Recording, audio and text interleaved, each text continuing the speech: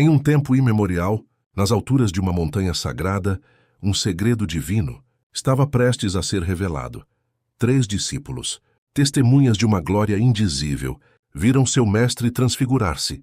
Sua face brilhou como o sol, suas vestes tornaram-se brancas. Como a luz, Moisés e Elias, figuras da lei e dos profetas, apareceram ao seu lado conversando com ele.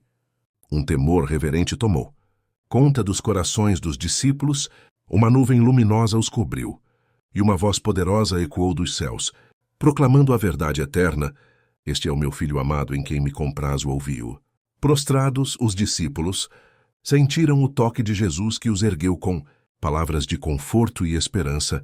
A luz da revelação dissipou o medo, abrindo seus olhos para a magnitude do amor divino, uma história de luz e revelação que transformou corações e mudou o curso da história.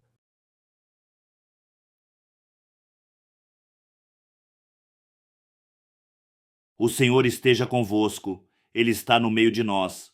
Proclamação do Evangelho de Jesus Cristo, segundo São Mateus. Glória a vós, Senhor. Naquele tempo, Jesus tomou consigo Pedro, Tiago e João, seu irmão, e os levou a um lugar à parte, sobre uma alta montanha, e foi transfigurado diante deles. O seu rosto brilhou como o sol, e as suas roupas ficaram brancas como a luz. Nisto, apareceram-lhe Moisés e Elias, conversando com Jesus. Então, Pedro tomou a palavra e disse: "Senhor, é bom ficarmos aqui. Se queres, vou fazer aqui 3 tendas, uma para ti, outra para Moisés e outra para Elias." Pedro ainda estava falando, quando uma nuvem luminosa os cobriu com sua sombra.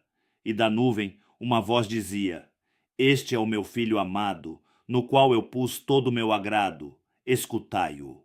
Quando ouviram isto, os discípulos ficaram muito assustados e caíram com o rosto em terra.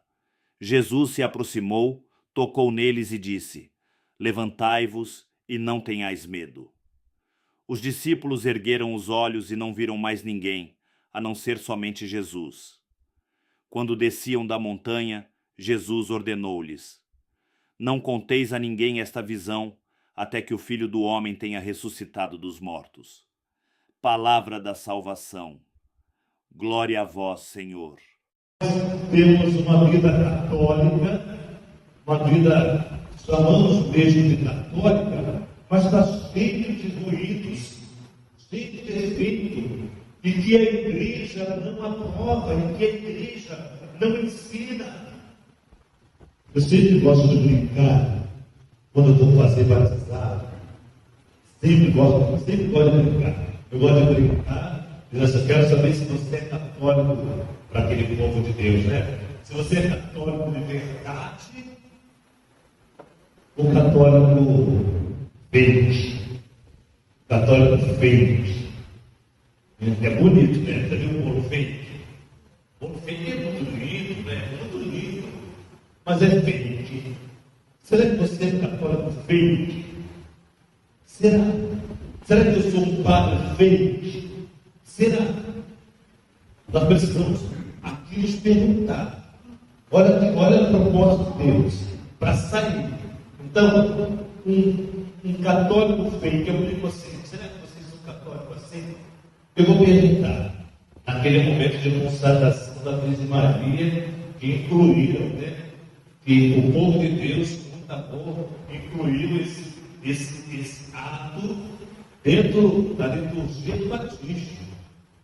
Está incluído lá, né? Pois tudo bem, a igreja acolhe o amor. Aí eu pergunto para eles: Nossa Senhora, nós tanto amamos Nossa Senhora, ela nos salva ou ela não nos salva? Antes de vocês de me envergonhado porque alguém pode também vai lá, né? Mas não deixar vocês constrangidos, eu vou responder: não salva, mas o que eles respondem salva. O que eles falam salva. Nossa Senhora não tem esse papel, a igreja não ensina isso para nós. Nós sabemos porque nós somos católicos conscientes.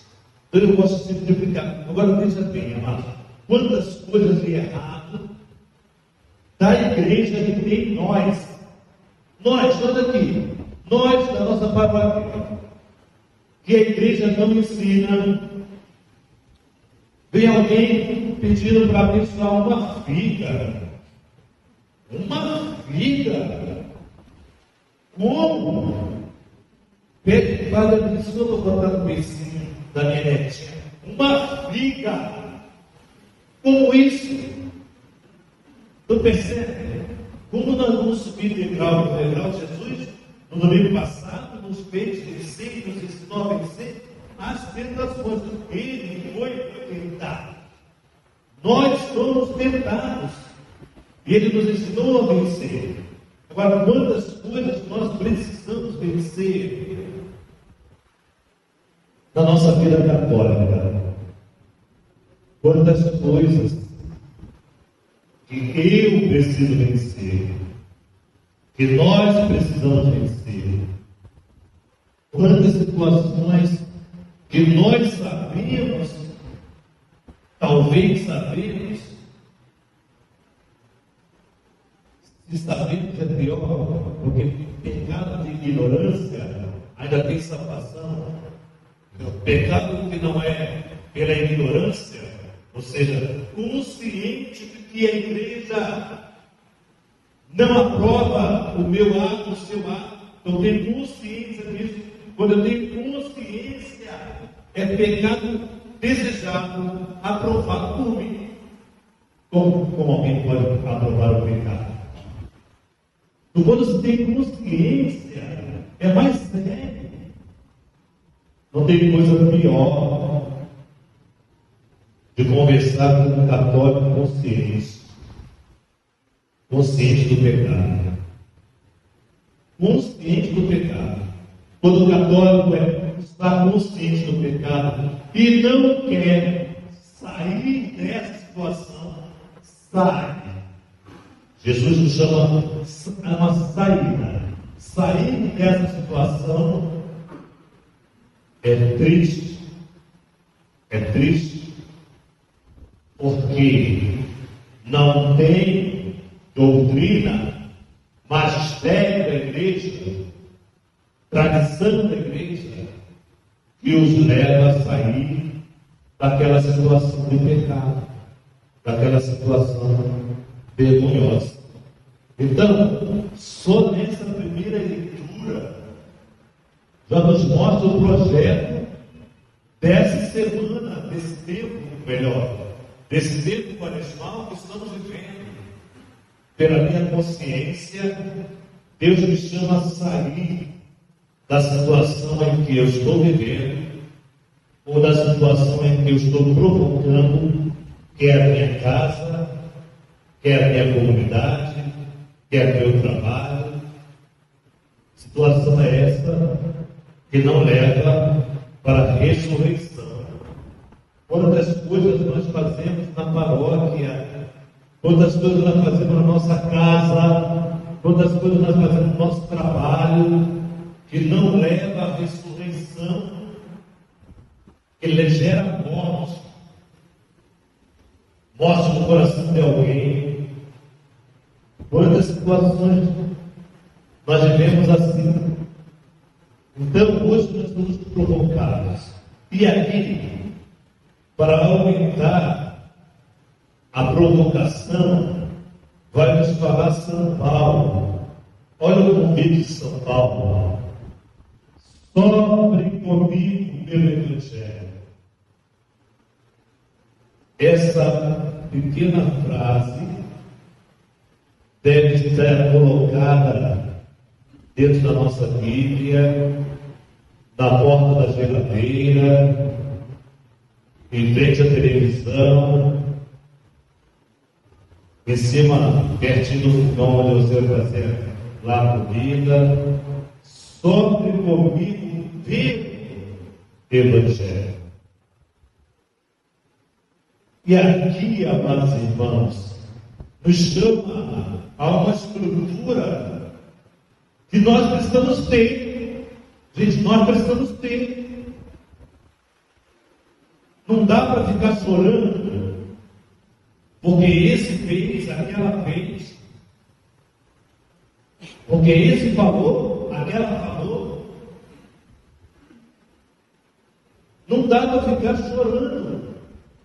Não dá para ficar saindo de paróquia, vou para outra paróquia, vou para cá, vou para essa. Não dá. Sofre comigo pelo Evangelho. É um convite. A primeira leitura é uma ordem. Sai da casa do teu pai, da tua terra, da tua família e vai para onde eu te mandar. A leitura de São Paulo é um convite. Sofre comigo pelo Evangelho. Fortificado pelo poder de Deus. Então, hoje nós somos provocados para perguntar a nós mesmos o quanto eu quero sofrer pelo Evangelho de Jesus. Por uma palavra que se fez carne no ventre da Virgem Maria. A palavra se fez carne no ventre da Virgem Maria. O verbo, palavra, se faz carne no ventre da Virgem Maria. Sopra comigo. Não é sozinho. Então você está abandonado. Sopra comigo. Amados, Deus corrige tudo. Não tem sofrimento que você possa hoje estar vivendo em todos os níveis que Deus não esteja contigo. E eu vou mais. Você só está suportando, você só está de pé porque Deus está contigo.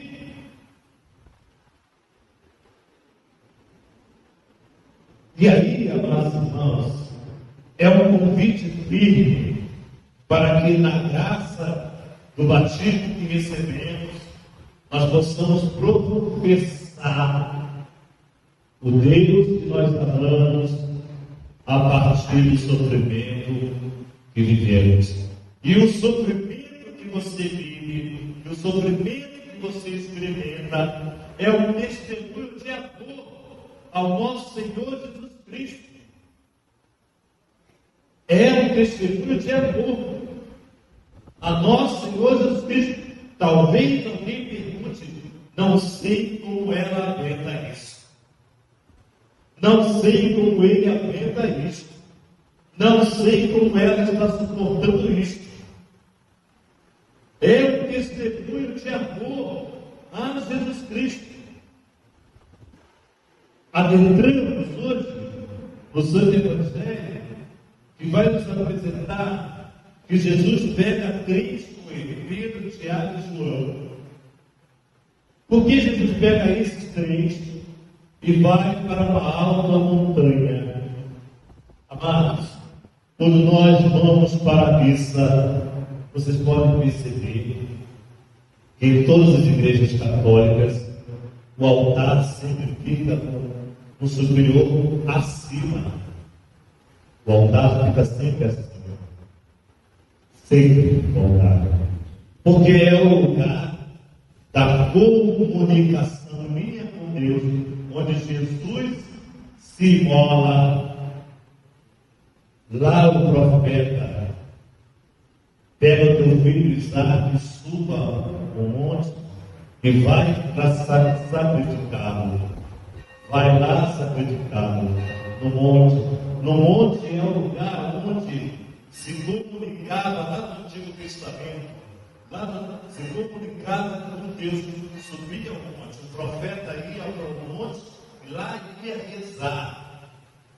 Então a experiência é, hoje entendemos que o Antigo Testamento, para nós católicos, ele é uma formação para nós abraçarmos o novo. Porque tudo aquilo que no Antigo Testamento se pregava, se anunciava, Jesus se fez cumprir. Jesus cumpre todo o Antigo Testamento. E hoje ele diz que quando você vai orar, antigamente subia ao monte, Mas como Jesus nos convida a orar? Fecha a porta do teu quarto, dobra o teu joelho e ora ao teu Pai em segredo. Ali é o teu monte. Quando nós vamos para a igreja e aqui dobramos nosso joelho, é como se fosse esse quadro. E aqui nós glorificamos esse Deus. Aqui é o nosso monte. Nós subimos para o monte. Subimos para o encontro do Senhor. E aí, Jesus convida esses três, como havia dito antes, Pedro, Tiago e João, porque ele tinha falado antes ele tinha falado que ele iria sofrer muito, que iria ser crucificado, seria espancado, morreria, mas no terceiro dia ele ressuscitaria. E Pedro, e talvez Tiago, talvez João, que não fala, mas Pedro fala, isso não te acontecerá. Jamais te acontecerá isso. E Jesus diz para Pedro, cala a tua boca, vai acontecer sim. Agora ele chama Pedro, Tiago e João para o monte, e lá ele se transfigurou. Transfiguração. A transfiguração é Jesus abrindo o seu coração, abrindo o seu peito e se mostrando por dentro. Se mostrando por dentro. Porque até então eles viram milagres que Jesus realizou, eles ouviram a palavra de Jesus, se encantaram com essa palavra, mas não conheciam Jesus por dentro. E Jesus os leva para essa montanha, para que eles ouvissem, olhassem dentro de Jesus. Jesus abre o céu. Abre o céu. Jesus é o próprio céu. Se abre totalmente. Se abre totalmente. E eles viram quanto era bom. E na voz do Pai, se faz ouvir, confirmando, é este meu filho bem amado. Escuta-o. Agora veja bem. Nós deveríamos propor ao nosso Padre um retiro só dentro dessa palavra. Escutai o que ele diz. Escutai o que ele diz. Nós não estamos escutando a voz de Jesus. Que o Pai pede, escuta o que ele diz. Mas ele os leva para essa experiência do Monte Tabor, a essa experiência de Jesus que se mostra por dentro, o Pai confirma quem ele é. Amados irmãos, nós precisamos transfigurar. Se nós nos mostrarmos por dentro, se Deus desse a graça de cada um ao olhar para o outro e conseguisse ver o que tem dentro, o que nós iríamos ter? Gente, o que nós iríamos ter? Um católico de verdade ou um católico fake? Sabe um povo fake por dentro? O que tem dentro? Isopor, vazio, tem nada dentro.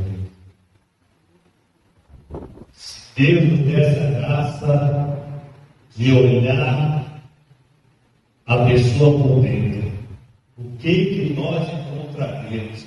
Amados, ora, se nós agora recebemos a Santíssima Eucaristia, recebemos Jesus, o que eu tenho que ver dentro de você?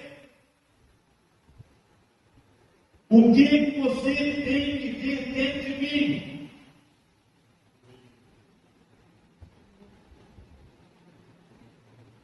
Aqui, amados irmãos, está o nosso retiro.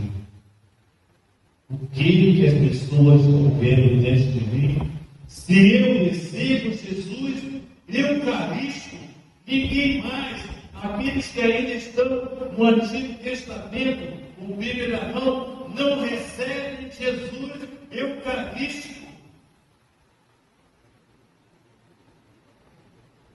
E se nós recebemos Jesus transfigurado, o que as pessoas têm que ver em mim?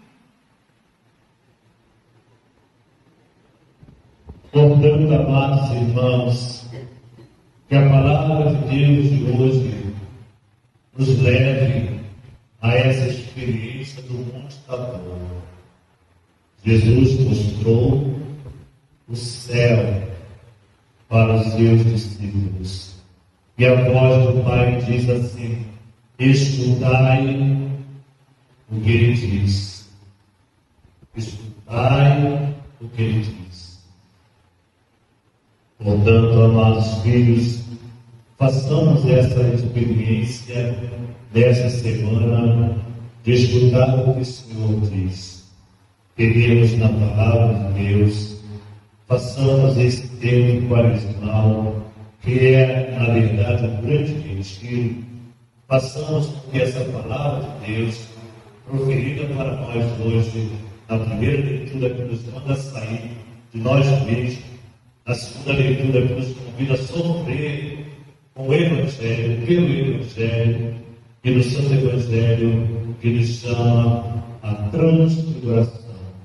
Nós precisamos mostrar a Jesus o quanto de Jesus nós temos em nosso coração, com as nossas palavras, com as nossas atitudes, com o nosso amor. Que hoje tudo isso nos leve a uma verdadeira experiência católica, uma verdadeira experiência do Evangelho. Louvado seja o nosso Senhor Jesus Cristo.